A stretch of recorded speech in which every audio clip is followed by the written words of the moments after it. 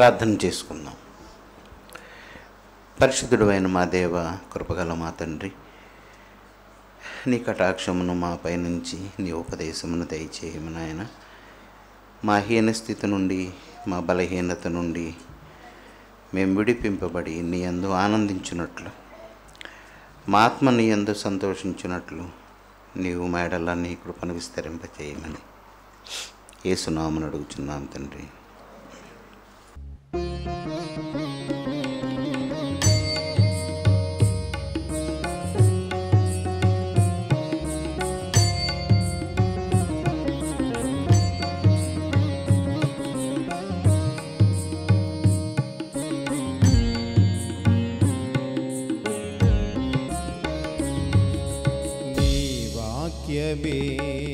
శ్రమ కొలిమిలో నన్ను బ్రతికి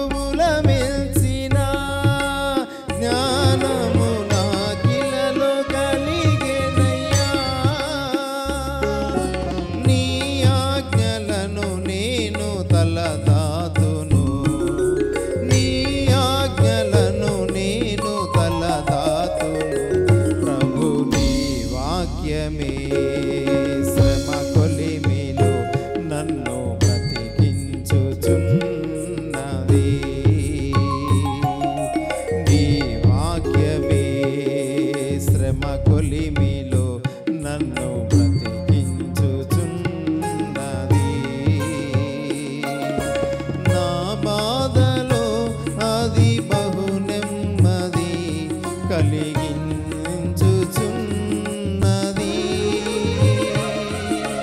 నా బాధలో అది బహు నెమ్మది కలిగించుచున్నది.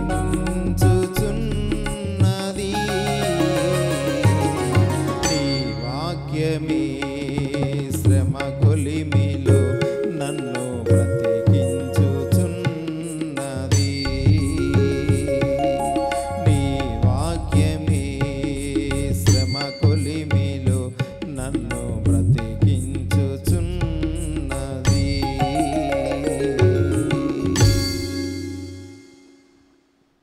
పేతురు రాసిన మొదటి పత్రిక. మీరు క్షయబీజము నుండి కాక శాశ్వతముగు జీవము గల దేవుని వాక్యమూలముగా అక్షయ బీజము నుండి పుట్టింపబడిన వారు గనుక నిష్కపటమైన సహోదర ప్రేమ కలుగునట్లు మీరు సత్యమునకు విధేయులవుట చేత మీ మనస్సులను పవిత్రపరచుకుని వారై ఉండి ఒకరినొకడు హృదయపూర్వకముగాను మిక్కటముగాను ప్రేమించుడి. ఏలయనగా అని ఒక చిన్న మాట దానికి అంటించబడి ఉంది. ఈ రోజున మనం ఆ 24వ వాక్యం చదువుకుందాం. ఏలయనగా సర్వశరీరులు గడ్డిని పోలిన వారు, వారి అందమంతయు గడ్డి పువ్వు వలె ఉన్నది. గడ్డి ఎండును, దాని పువ్వును రాలును, అయితే ప్రభువు వాక్యము ఎల్లప్పుడూ నిలుచును. మీకు ప్రకటింపబడిన సువార్త ఈ వాక్యమే. దీని పూర్వభాగంలో మనం చదువుకున్నది ఒకసారి కొద్దిగా జ్ఞాపకం చేసుకుందాం. మనకు ఆజ్ఞాపింపబడినది ఏంటంటే, మనము ఒకని ఎడల ఒకడు సహోదర ప్రేమ కలిగి ఉండాలి. మొదటిది సత్యమునకు విధేయులై ఉండాలి. తర్వాత మన మనస్సులను పవిత్రపరచుకొని ఒకరి ఎడల ఒకరు ఏం కలిగి ఉండాలి?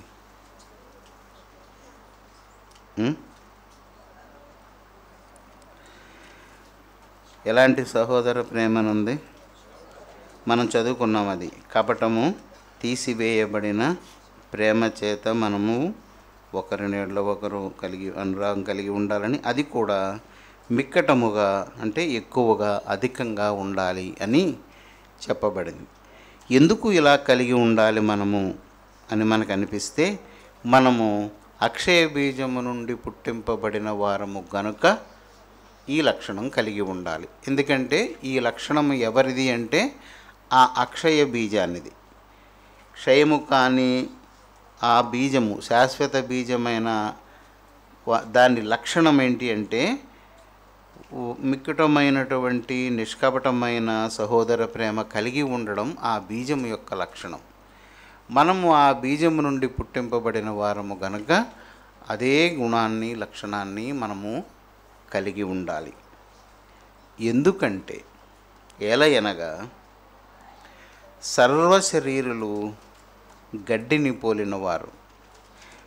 ఇదే గణితంలో అయితే ఏం చేస్తాం? సర్వశరీరులు ఈజ్ ఈక్వల్ టు గడ్డి అని రాసుకోవాలి. ఎందుకంటే ఆ మధ్యలో ఉన్నది ఈజ్ ఈక్వల్ టు అని అదే ఇక్కడ చెప్పబడింది. సర్వశరీరులు అంటే భూమి మీద మానవులందరూ, అంటే క్రైస్తవుల అది కాదు.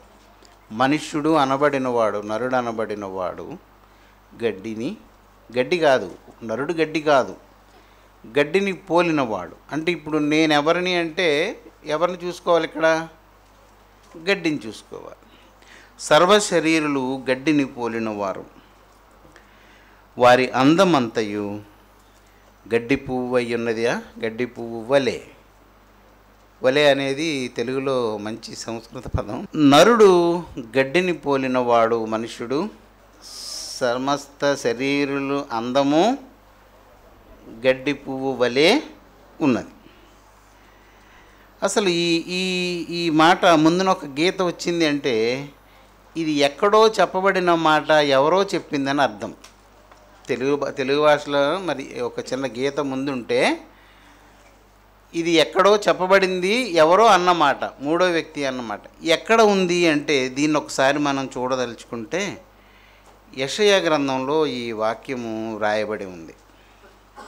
మొట్టమొదట దేవుడు యెషయా నోట ఈ వాక్కును పలికించాడు. 39వ అధ్యాయం పేతురు పలికిన ఈ మాట 6వ వాక్యం నుండి చదువుతాను. ఆలకించుడి, ప్రకటించుమని ఒకడు ఆజ్ఞ ఇచ్చుచున్నాడు, నేనేమి ప్రకటింతునని మరి ఒకడు అడుగుచున్నాడు. సర్వశరీరులు గడ్డి అయ్యున్నారు, వారి అందమంతయు అడవి పువ్వు వలె ఉన్నది. యెహోవా తన శ్వాసము దాని మీద ఊదగా గడ్డి ఎండును, పువ్వు వాడును. నిశ్చయముగా జనులు గడ్డి వంటి వారే. గడ్డి ఎండిపోవును, దాని పువ్వు వాడిపోవును, మన దేవుని వాక్యము నిత్యము నిలుచును. అది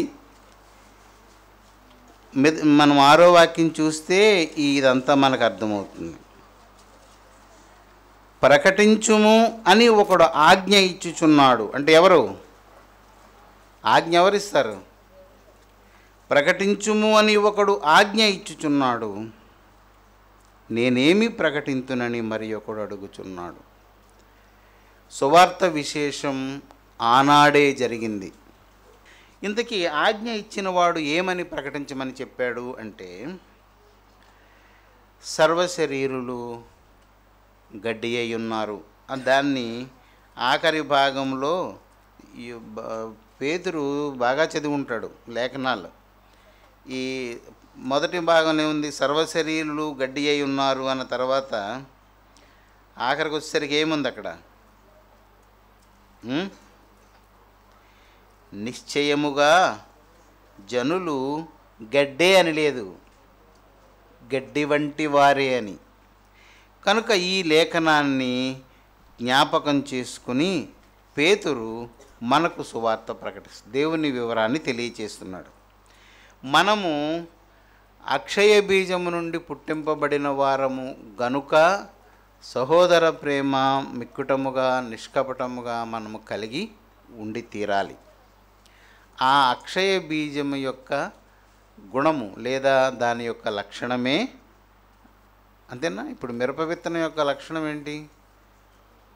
అంతేగాని అది బెండకాయ కొరికినట్టు అవ్వదు కదా. ఎందుకని అది ఆ బీజం యొక్క గుణం అది. మనము అక్షయ బీజము నుండి పుట్టింపబడిన వారమైతే మన దగ్గర ఈ గుణం ఉండాలి. ఈ గుణాన్ని తీసేసుకుంటే పేరుకే నీవు అక్షయ బీజం అంటాడు. ఎలా అంటాడంటే బజ్జీ మిరపకాయలు అంటాడు. ఇంత లావు ఉంటాడు కానీ కొరికితే చప్పకుంటుంది, అది కారం ఉండదు.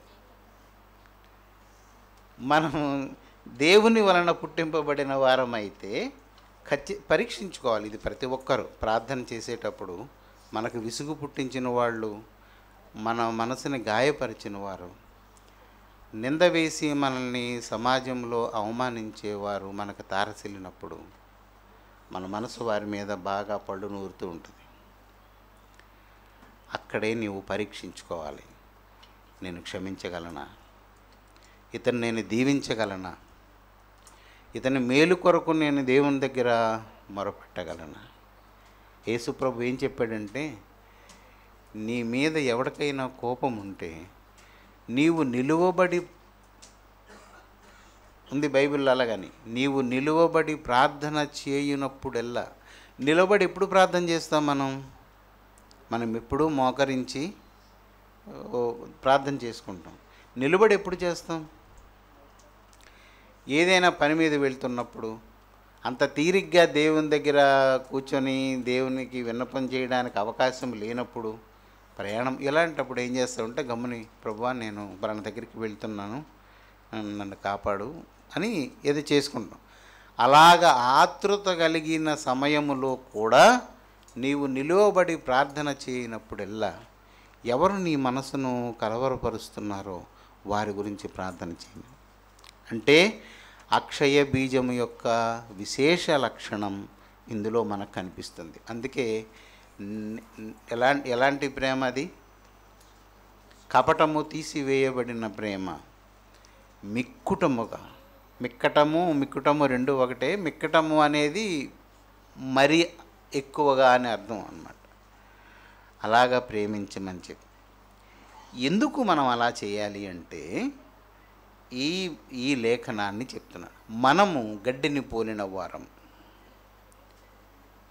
అంతేగాని నేను పెద్ద ఆఫీసర్ని, లేదంటే నేను చాలా పెద్ద ఇంటి వాడిని, నేను ఏదో అది ఇది అని మనం అనుకోకూడదు. మన ఇక్కడ ఉన్న వాళ్ళమే కాదు, భూమి మీద ఉన్న మానవులందరూ గడ్డిని పోలిన వారు. వారి అందమంటే ఈ అరవిందం కాదు. విద్య, బలం, ఐశ్వర్యం, హోదా, అధికారం, ఇది అంటే శరీరము వలన కలిగినటువంటిదేదో. అంటే గడ్డి నుండి వచ్చిందే కదా గడ్డి పువ్వు, అది వేరేగా వచ్చి అంటుకోదు కదా. అలాగే నేను గడ్డి వంటి వాడనైతే నాకు కలిగిన సౌందర్యం అనొచ్చు, సౌరభం అనొచ్చు, ఏదైనా అయి ఉండొచ్చు, అదంతా ఆ గడ్డి పువ్వు లాంటిదే. అయితే ఇక్కడ చదివిన దానికి, ఇందాల మనం యెషయా గ్రంథంలో చదివిన ప్రవచనానికి ఒక చిన్న తేడా ఉంది. ఆయన తన శ్వాసము ఊదగా అని ఉంది. శ్వాస అంటే దేంతో తీసుకుంటాం?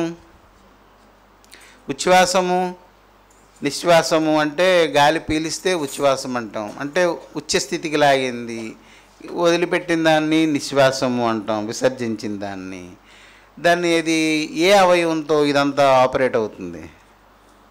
కానీ లేఖనంలో ఏమందంటే, యెహోవా తన శ్వాసమును ఊదగా గడ్డి ఎండును, దాని పువ్వు వాడును. అది ఎప్పుడైనా మనం చూద్దాం. ఈ రోజును మనం పూర్తి చేద్దాం. ఇది మూడో వారం ఆగుతుంది. అలాగే ఇక్కడ పేతురు ఉదహరించినదే మనం చదువుదాం. వారి అందమంతయు గడ్డి పువ్వు వలె ఉన్నది. అయితే ఎవరైతే గడ్డి నాకు మంచి అందమైన, అది యెషయా దగ్గర అయితే అడవి పువ్వు అని ఉంటుంది. గడ్డికి అడవి పువ్వుకి సంబంధం ఏం లేదు.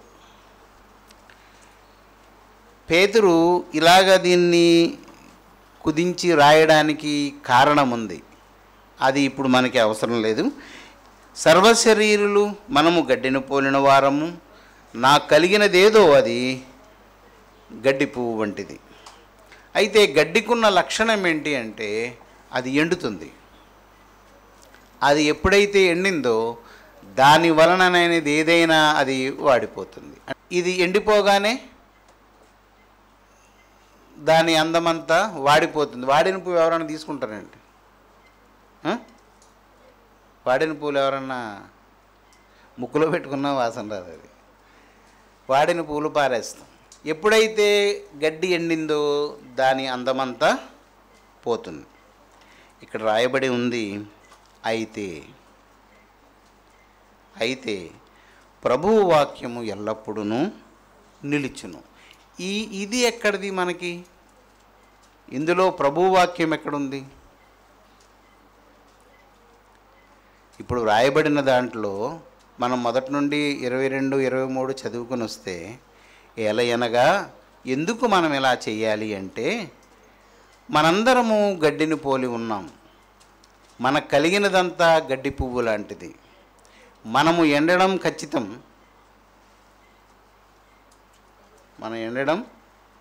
ఖచ్చితం. మనకు కలిగిందంతా వాడిపోవడం దానితో పాటు జరిగిపోతుంది.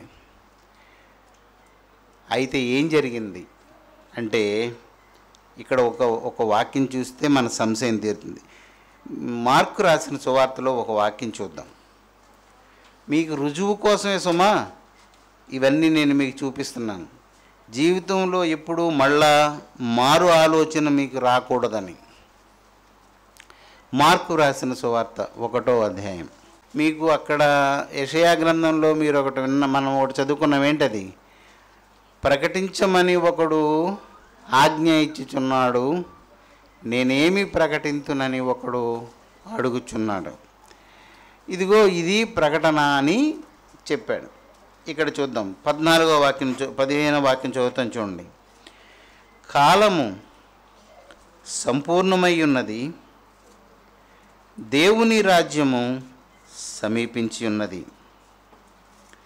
మారు మనస్సు పొంది సువార్త నమ్ముడని చెప్పుచు దేవుని సువార్త ప్రకటించుచు గలిలయకు వచ్చెను. మరి ఇక్కడ ఇక్కడ పేతురు రాసింది, మీకు ప్రకటింపబడిన సువార్త ఈ వాక్యమే అనంది. ఉందా? జాగ్రత్తగా ఆలోచిస్తే తెలియడం లేదా? నేను గడ్డిని పోలి ఉన్నాను, నా కలిగిందంతా గడ్డి పువ్వు లాంటిదే, నేను చనిపోతాను, నాకు కలిగిందంతా పోతుంది, అంతటితో సరిపోయింది.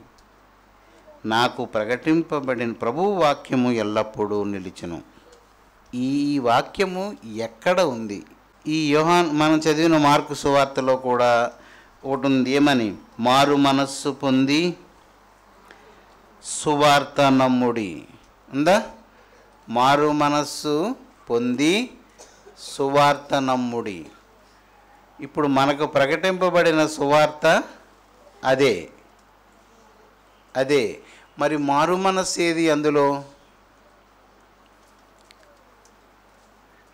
ఇది ఉపదేశం కాదు, వివరం కనుక్కోవడమే. ఇది వివరం కనుక్కోవడమే.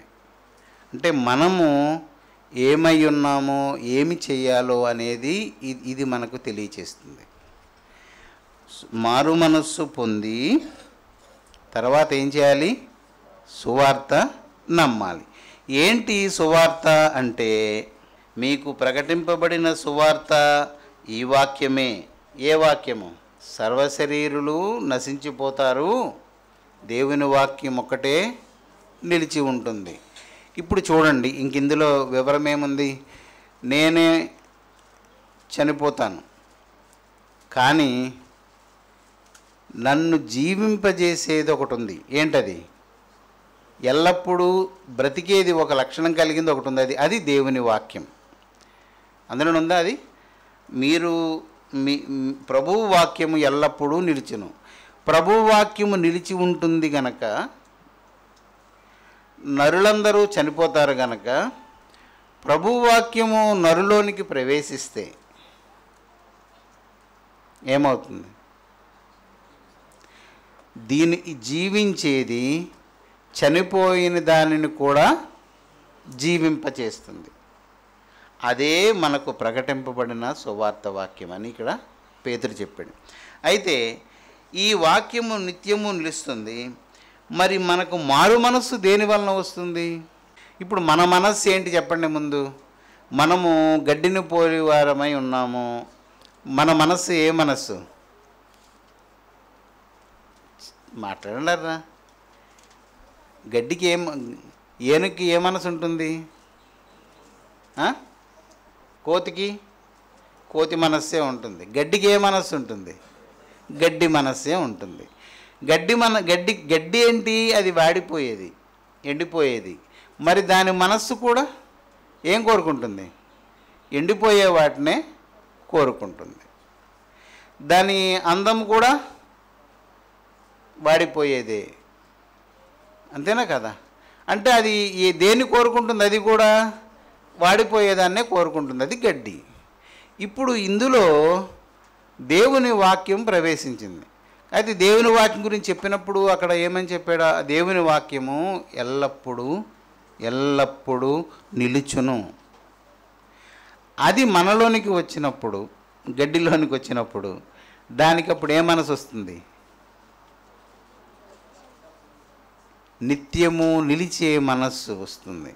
నిత్యము నిలిచే మనస్సు వచ్చినప్పుడు ఆ మనస్సు ఏం కోరుకుంటుంది? అప్పుడు గడ్డి లక్షణం చేస్తుంది, దీని అందం మారుతుంది. అప్పుడు ఏదైతే కోరుకుందో ఇప్పుడు అది వేరేది కోరుకుంటుంది.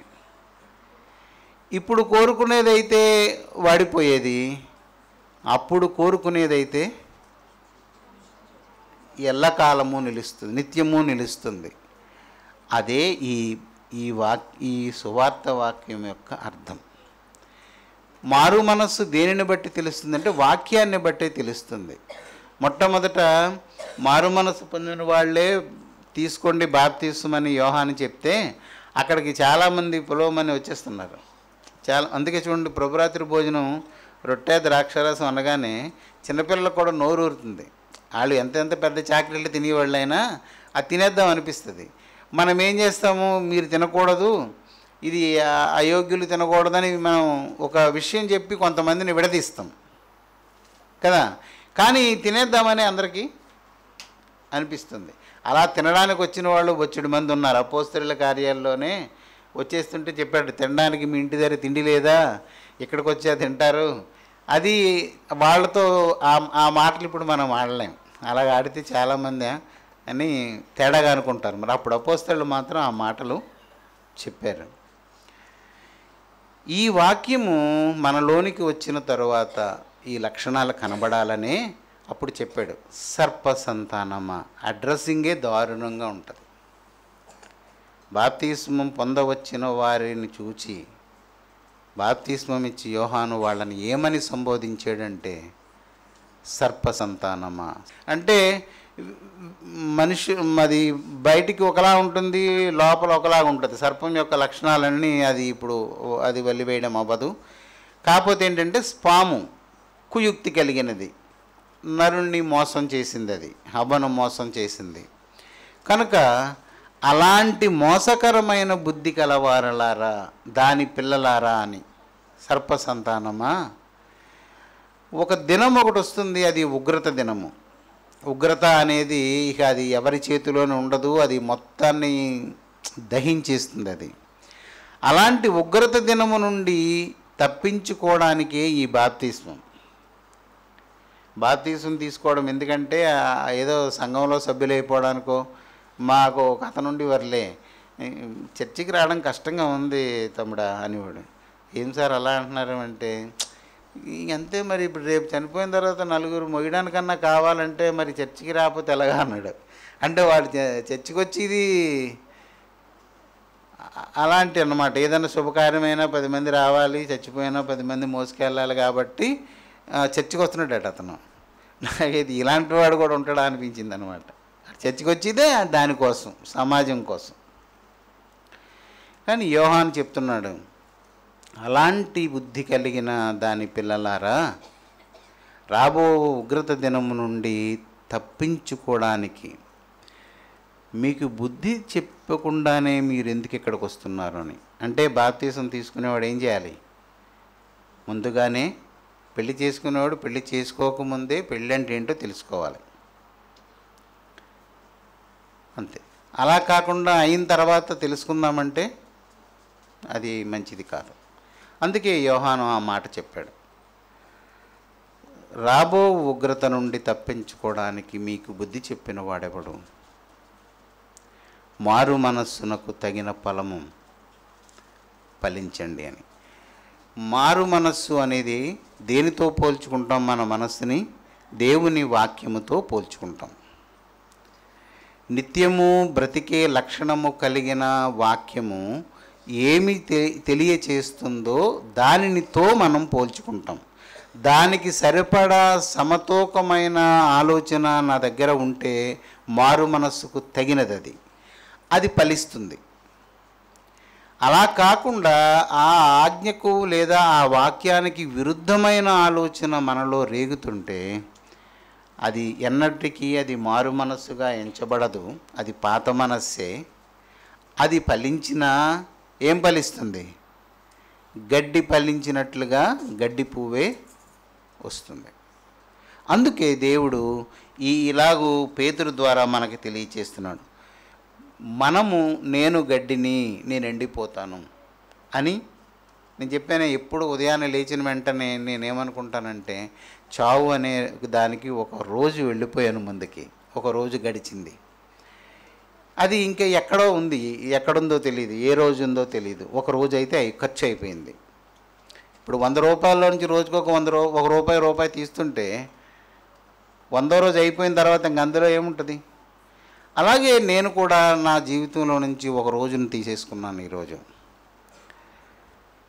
అదే భావన ప్రతి మనుషుడు, ముఖ్యంగా దేవుని సంఘములో చేరినవాడు తెలుసుకోవాలి. నేను గడ్డిని, దాన్ని పోలి ఉన్నవాడను, అది ఎండిపోతుంది, నేను చనిపోతాను. నేను చనిపోయానంటే నాకు కలిగిందంతా పోతుంది. నీ ఉద్యోగం ఉంటే ఉద్యోగం పోతుంది, ఏది ఉంటే అది నీది కాదు. ఇంకా నీవు అనుకుంటావు మా అబ్బాయి ఉంటారు కదా అని, వాడు వేరు దేవుని దృష్టిలో, నీ కొడుకు వేరు. ఎవరు మోషే అనుకుని ఉండొచ్చు, నా తర్వాత నా పిల్లలు వారు వేరే. దేవుడే విసిగిపోయాడు. మోషే ఆలోచించి ఏం చేయాలో తెలియక ఒకరోజు దేవుని దగ్గర కూర్చొని అడిగాడు, ఏం చేయమంటావు? నన్ను చనిపోతావు, నువ్వు పలానా కొండకు ఎక్కిరా, నువ్వు మరణిద్దువు కానీ అంటే మరణానికి సిద్ధమయ్యాడు. మరి నేను ఇదంతా ఏం చేయాలి, ఎవరికి ఇవ్వాలి అని భజ్జనలు పడిపోతున్నాడు. అప్పుడు చెప్పాను, నూను కుమారుడైన యెహోషువ మీద నీ చెయ్యి నుంచు. అప్పటికి మోషేకి భ్రమలన్నీ వదిలేసాయి. దీనుడు గనక ఇంత కష్టపడ్డాను, వీళ్ళ కోసం ఇంత తిరిగాను 40 సంవత్సరాలు, ఇవేవి అతను మనసులో ఎందుకుండు? మనిషి అన్న తర్వాత ఉండవా? కానీ దేవుడు చెప్పాడు, నేను ఎవరి మీద చేయి ఉంచేది అని అడిగితే, నూను కుమారుడైన యెహోషువ మీద నీ చెయ్యిని ఉంచు. అది దేవుని వాక్యము నడిపించే తీరు అలా ఉంటుంది. లేదు అంటే ఇతనే అన్నీ అనేసుకొని నన్ను అలాంటి దగ్గర నుంచి నన్ను అక్కడికి తీసుకెళ్ళి ఇంత అలాగ నన్ను మళ్ళీ ఇక్కడికి తీసుకొచ్చి రాజు దగ్గర నన్ను హెచ్చించి ఇంత అద్భుత కార్యాలు చేయించాడు, సముద్రాన్ని విడగొట్టించాడు, ఇంత దేవుడు నా ఎడ్ల చేసిన వాడు నా కొడుకులను వదిలేస్తాడా అని మీ మీద నా 2 చేతులు పెట్టేస్తానని అతను ధైర్యం చేయలేదు. మారు మనస్సు పొందిన వానికి దేవుని వాక్యము మనసులో ఉండడం వలన, అది హృదయంలో నిలిచి ఉండడం వలన వాడు గడ్డి పనులు చేయడు, శరీర సంబంధమైన పనులు చేయడు, ఆలోచన అభిప్రాయము కలిగినా అమలు చేయడు, ఆయన ఉద్దేశం కొరకు ఎదురు చూస్తాడు. ఎవనిలో ఆయన వాక్యము ఈ స్థాయిలో నిలిచి ఉంటుందో వాడు కూడా గడ్డి అయినా ఎండిపోయేవాడైనా ఎల్లకాలము జీవిస్తాడు. హల్లెలూయా, హల్లెలూయా, హల్లెలూయా. దేవుని వాక్యము ఎవరిలో నిలిచి ఉంటుందో వాడు ఎల్లకాలము నిలిచి ఉంటాడు. ఆ వాక్యమును బట్టి, అది మనం మర్చిపోకూడదు. నీలో ఏ వాక్యము మనసును మారుస్తుందో, ఎప్పుడు నాకు చెప్పడానికి ఒకటే ఇష్టం, మరణం యువతల ఇదే వాక్యాన్ని యాకోబు 2 విషయాలలో చెప్పాడు. ఇదే వాక్యాన్ని ఒకసారి తీద్దాం. యాకోబు రాసిన పత్రిక 1వ అధ్యాయం 9వ వాక్యం చదువుతాను చూడండి. 9 నుండి, దీనుడైన సహోదరుడు తనకు కలిగిన ఉన్నత దశయందు అతిశయింపవలెను, ధనవంతుడైన సహోదరుడు తనకు కలిగిన దీన దశయందు అతిశయింపవలెను. అతిశయము అనేది ఉందే, అతిశయము అనే దానికి అర్థం వేరు కనుక 2 సందర్భాల్లో ఒకే పదాన్ని వాడారు. మనకు కావలసింది 10వ ఏలయనగా, ఎందుకంటే, ఎందుకు దీనదశ అని అనుకోవాలంటే వాడు దాన్ని ధనవంతుడు, ఇతడు అంటే ఎవరు? ఏలయనగా ఇతడు అంటే ఎవరు? తర్వాత చెప్పిన వాడిని ఇతడు. అతడు అంటే ఎవరు? పేదవాడు. ఇతడు గడ్డి పువ్వు వలె గతించిపోవును. అంటే ఇంకా దగ్గరగా కూర్చాడు ఈ దేవుని ఆత్మ ఇక్కడ రాసేటప్పుడు. గడ్డి పువ్వు అంటే పువ్వు ఎక్కడి నుంచి వస్తుంది? గడ్డి నుండే వస్తుంది. అంటే ఇక్కడ చెప్పిన మాటలో ఏంటి? గడ్డి పువ్వు వలె గతించిపోవునంటే ఇక్కడ చెప్పబడింది అందం గురించే. ఏంటి వీడికున్న అందం? ధనవంతుడైన వాడు అని చెప్పాడు కదా. ఇతడు గడ్డి పువ్వు వలె గతించిపోవును. సూర్యుడు ఉదయించి వడగాలి కొట్టి గడ్డిని మార్చివేయగా దాని పువ్వు రాలును. దాని స్వరూపము సౌందర్యము. స్వరూప సౌందర్యము అంటే దీని అర్థం ఇది కూడా వేరే. స్వరూపము, రూపం అంటే కంటికి కనిపించేదాన్ని రూపం అంటాం, కంటికి కనిపించని గుణాన్ని స్వరూపము అంటాం. స్వరూప సౌందర్యమును నశించును.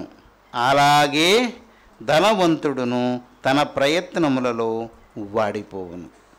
ఇతను వినియోగించింది ఏంటంటే అందాన్నే తీసుకున్నాడు. గడ్డి ఎండును, దాని పువ్వును రాలును ఉంది కదా. ఇక్కడ ఇతను ధనము అనేది ఈ మనుష్యుని యొక్క అందం. వాని అందం అంతయు అనందా అంటే ధనము అనేది ఒక అందం మా శరీరానికి, గడ్డికి. కనుక దేవుడు ఏమంటున్నాడు? ఎవడైతే ఇంక దీనికి వివరం కూడా చూడండి. 4వ అధ్యాయంలోని ఇదే పత్రిక 4వ అధ్యాయం 13 నుంచి చదువుతాను. నేడైనను రేపైనను ఒకానొక పట్టణమునకు వెళ్ళి అక్కడ 1 సంవత్సరం ఉండి వ్యాపారము చేసి లాభము సంపాదింతము రండని చెప్పుకొని వారలారా, రేపేమి సంభవించునో మీకు తెలియదు. మీ జీవమేపాటిది. మీరు కొంతసేపు కనబడి అంతలో మాయమైపోవు ఆవిరి వంటి వారే. ఉందా?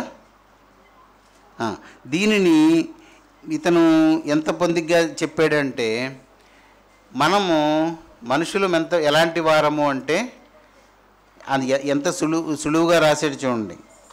కొంతసేపు కనబడి, కొంతసేపు అనేది మన ఆయుష్కాలం, అంతలో మాయమైపోవు ఆవిరి.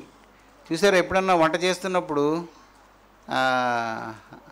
ఆ తపేళాలో నుంచి ఆ మూత తీసిన వెంటనే వస్తుంది, ఆవిరి కనిపిస్తుంది. ఎంత కనిపిస్తుంది? కొంత ఎత్తు కనిపిస్తుంది, తర్వాత కనిపించదు. అంటే ఈ దేవుని పరిశుద్ధులకు యేసుప్రభువు ఎలాంటి ఉపదేశం చేసి ఉంటాడో వీళ్ళకు వచ్చిన అవగాహన బట్టి మనం ఆలోచించుకోవాలి. వాళ్ళు ఒక్కరోజు గురించే రాశాడు ఇతను. రేపు ఏం జరుగుతుందో నీకు తెలియదు.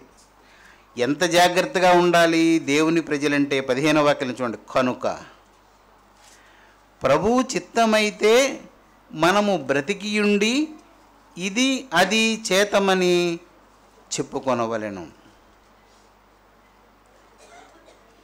మనము ఎంత దాన్ని ఏమంటామంటే స్థిరమైన ఒక అభిప్రాయం మనకు ఉండాలి. మనము ఎల్లకాలము ఉంటాము, ఇంకా బోల్డ్ వయసు ఉంది, ఇంకా చేయవలసింది ఎంతో ఉంది, అది మనకు ఉండకూడదు. అది ఉన్నవారిలో దేవుని వాక్యం పనిచేయదు. ఇది నెమ్మదవుతుంది. రేపటి నుంచి చేయొచ్చు, ఇప్పటి నుంచి ఎందుకు, తర్వాత చేయొచ్చు అనిపిస్తుంది. కానీ దేవుని పిల్లలకు ఉండవలసినటువంటి అవగాహన ఏంటంటే, నేను కొంతకాలమే ఉంటాను, నేనుండే కాలము కొంత, నేను గడ్డి వంటి వాడను, నేను ఎండిపోతాను. అయితే జాగ్రత్త చేసుకోవలసింది ఏంటి అంటే దేవుని వాక్యం. ఎందుకు నీకు అది అంటే, అది ఎల్లప్పుడూ జీవించి ఉంటుంది.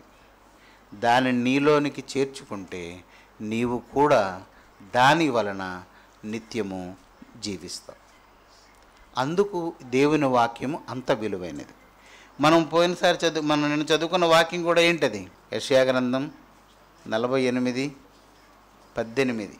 నీవు నా ఆజ్ఞలను ఆలకింపవలెనని ఎందుకు ఆయన అంతలా కోరుతున్నాడు అంటే, చనిపోయే నీవు బ్రతకాలని, కొంతకాలము ఉండిపోయే నీవు ఎల్లకాలము బ్రతకాలని ఈ వాక్యము కానీ ఈ ఆజ్ఞ కానీ దానికోసమని ఇప్పుడు మీకు రూఢిగా తెలిసి ఉండాలి. ఆనాడు ప్రకటింపబడిన మాట నేనెంతో కోరుచున్నాను, ఆలకించిన ఎడల. ఏంటి ఆలకించిన ఎడల? ఆయన ఆజ్ఞను అనుసరించాలనే మాట నీవు ఆలకించిన ఎడల నీ క్షేమము నది వలె. నది ఎప్పుడు సొలొమోను గ్రంథంలో రాసి ఉంటుంది. నీరు ఎక్కడి నుండి వస్తుందో, ఎక్కడికి వెళ్తుందో ఎవడికి తెలుసు అని. అది నది అంటే పర్వతముల చేత స్రవించబడినది. స్రావము ఊట వేరు. ఊట ఎండవచ్చు కానీ స్రావము ఎండదు. స్రావము అంటే ఇప్పుడు పాలుగారే చెట్టుకి అన్నం పెట్టామనుకోండి, దానిలో నుంచి స్రావం వస్తూ ఉంటుంది. అలాగా పర్వతాల నుండి స్రవించబడేది నది. ఆ పర్వతం స్రవించడానికి దానికి మాత్రం ఎక్కడి నుంచి వస్తుంది అంత నీరు? ఇప్పుడు గోదావరి నది ఎక్కడొస్తుంది? గంగోత్రి అనే దగ్గరికి వెళ్ళి చూస్తే అక్కడ ఏం లేదు, చిన్న కన్నం ఉంటుంది, అందులో నుంచి నీరు ఊపుకొస్తుంది. వీళ్ళందరూ అది వేరే చోట్ల ఉంటుందని భావించి దానికి గుడి కట్టి అక్కడ భజన చేస్తుంటారు. అందులో నుండి వచ్చే నీరు ఇదంతా. ఒకవేళ నిజంగా ఇంత గోదావరి నీరంతా పర్వతములోనే దాగి ఉంటే అది కొండ ఎలాగవుతుంది? అది పర్వతం ఎలాగవుతుంది? మరి దానికి ఎక్కడి నుండి వస్తుంది అంత నీరు? అదే సొలొమోను చెప్తాడు, సముద్రంలో కలిసినా మరలా అది అక్కడికి ఎలా వెళ్తుందో తెలియడం లేదు. అందుకే దేవుని కార్యాలు గ్రహించడం మనకు సాధ్యం కాదు. నీరంతా సముద్రంలోకి వెళ్తుంది, సముద్రం నుండి మళ్ళీ నదిలాగా వస్తుంది. ఇది నిత్యము జరిగే చక్రం. ఇది ఒక సైకిల్. అంటే అర్థం ఏంటి? ఇది అనంతము, ఎల్లకాలము ఉంటుంది, బ్రేక్ అవ్వకుండా ఉంటుందన్నమాట. అదే నిత్యము ఉండడం అంటే. నీ క్షేమము నది వలె ఉంటుంది అంటే అది నువ్వెప్పుడు ప్రవహిస్తూనే, వలే అంటే నదిలాగా గడ్డలాగా పారిపోతామని కాదు, అలాగ నిరంతరము నీవు ఉబుకుతూనే ఉంటావని అర్థం. కనుక దేవుని పిల్లారా, ఇదంతా మనలో కార్యసాధకం చేసేది ఒకే ఒకటి, దేవుని ఆజ్ఞ. దేవుని ఆజ్ఞ నీలో నివసిస్తుందా లేదా ఎవరికి వారు చూసుకోవడమే. తొంగి చూసినందువలన దొరికేది కాదు. కాకపోతే వేరొకటి జీవితంలో తొంగి చూస్తే ఉన్నదపోతుంది అది. ఎందుకని? సహోదరుని ఎడల మిక్కటమైన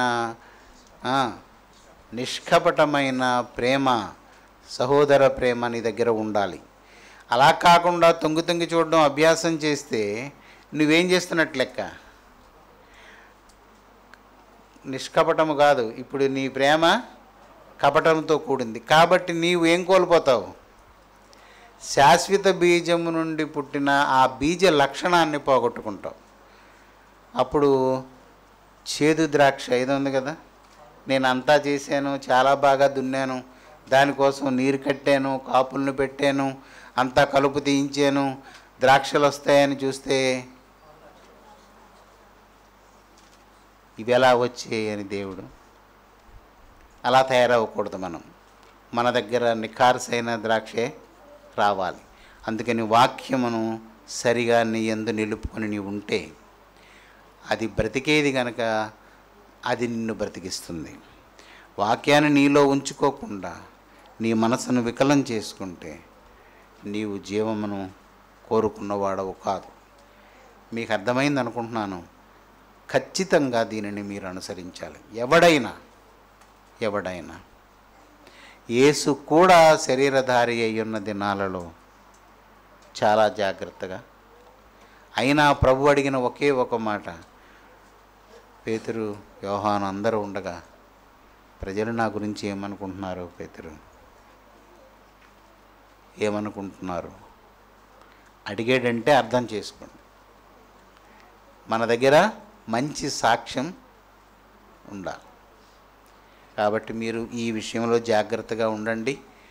మిమ్మను అంటున్నాను కానీ మనలను బ్రతికించేది మనము గడ్డి వంటి వారము, అది మర్చిపోవద్దు. ఇది ఎప్పుడూ మనకు ఉదయాన్నే చదువుకుంటే మంచిది. ఎప్పుడు ఎండిపోతుందో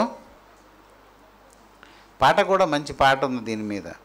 కాబట్టి నేను గడ్డిని, నాకు కలిగినదంతా గడ్డి పువ్వు వంటిది. నేను ఎండిపోతాను, చనిపోతాను, నాకు కలిగిందంతా పోతుంది. కానీ మారు మనస్సుకు కారణమైన దేవుని వాక్యము నీ యందు నిలిచి ఉంటే నీ క్షేమము నదిలాగా మరణము రుచి చూడకుండా నిత్యము నువ్వు జీవిస్తావు. ఆ వాక్యాన్ని ఉంచుకుని కంఠస్థపెట్టి దాన్ని అనుసరించకుండా నువ్వు సంచరిస్తే దానివల్ల నీకు కీడే కానీ మేలు దొరకదు. మరి ఆ వాక్యం నన్ను బ్రతికిస్తుందంటే ఆ వాక్యమే నిత్యము నిలిచేది. అది నీలో నిలిచి ఉంటే నీవు కూడా దాని వలన, ఇదే మర్చిపోదు, ఇది నేను ఈ ముక్క చెప్పడానికి ఇన్నిసార్లు చెప్తున్నాను, దాని వలననే నీవు జీవిస్తావు. దేవుని వాక్యాన్ని హృదయంలో చేర్చుకొని ఆ వాక్యంతో నీ బ్రతుకును పోల్చుకొని అలా నేను బ్రతకగలుగుతున్నానా లేదా చూసుకోండి. ఎక్కడ లోపం ఉంటే మనకు పైన చెప్పబడినట్లుగా ఆయన ఇశ్రాయేలును పరిశుద్ధపరిచిన వాడు ఒకటి, రెండవది మన విమోచకుడు, మనలను దోషము నుండి విడిపించేవాడు మనకున్నాడు. ఆయన సహాయం ద్వారా మనము ఆ వాక్యముతో సమానమైన జీవితం జీవించవచ్చు. దాని వలన మనము ఎల్లకాలము బ్రతకవచ్చు. అలాంటి కృప దేవుడు మనకు అనుగ్రహించును గాక. ప్రార్థన చేసుకుందాం. మహాపరిశుద్ధుడా, మహోన్నతుడా, నిత్య నివాసి, సత్యస్వరూపి అయిన వాడా, నీకు స్తోత్రములు. నీవు అనుగ్రహించిన నీ ఉపదేశపు మాటలను బట్టి నీకు స్తోత్రములు.